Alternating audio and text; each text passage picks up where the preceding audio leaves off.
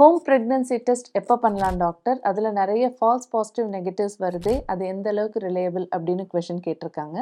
Home pregnancy test reliable தான். ஆனா, அது எப்ப நீங்க பண்றீங்கன்றத பொறுத்து தான் இருக்கு.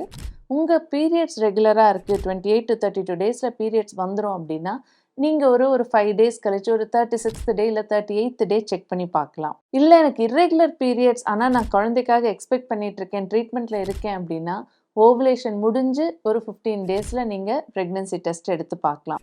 ஓவுலேஷன் ஆகுறதே எனக்கு தெரியாது, நான் நேச்சுரலா ட்ரை பண்ணிட்டு இருக்கேன் டாக்டர்னா, உங்களுக்கு எப்பவுமே ஒரு 40 டேஸ்ல பீரியட்ஸ் வந்துரும் அப்படின்னா, அதுலேருந்து ஒரு வாரம் தள்ளி போனதுக்கப்புறம் நீங்க செக் பண்ணி பார்க்கணும். ஆனா, ரெகுலர் சைக்கிள்ஸ் இருக்கிறவங்களுக்கு எவ்வளோ அக்யூரேட்டா இருக்கோ, அந்த அளவுக்கு யூரின் பிரெக்னன்சி டெஸ்ட் இர்ரெகுலர் பீரியட்ஸ்ல இருக்கவங்களுக்கு அக்யூரேட்டா இருக்காது. அதனால உங்களுக்கு ஏதாவது பிரெக்னன்சி ரிலேட்டட் சிம்டம்ஸ் வந்தாலோ, இல்ல நீங்க பிரெக்னன்சிக்கு பிளான் பண்ணிட்டு இருக்கீங்க, பிரெக்னன்ட்டா இருப்பீங்கன்னு உங்களுக்கு டவுட் இருக்குன்னாலோ, பீட்டா ஹெச்சிஜி அப்படின்ற பிளட் டெஸ்ட் நீங்க பண்ணி பார்க்கறது கரெக்ட்டா இருக்கும். பீட்டா ஹெச்சிஜி ரொம்ப ஏர்லி பிரெக்னன்சியை டிடெக்ட் பண்ணிடும். அது ஆனா blood test, home pregnancy test, urine test கிடையாது, பிளட் டெஸ்ட்.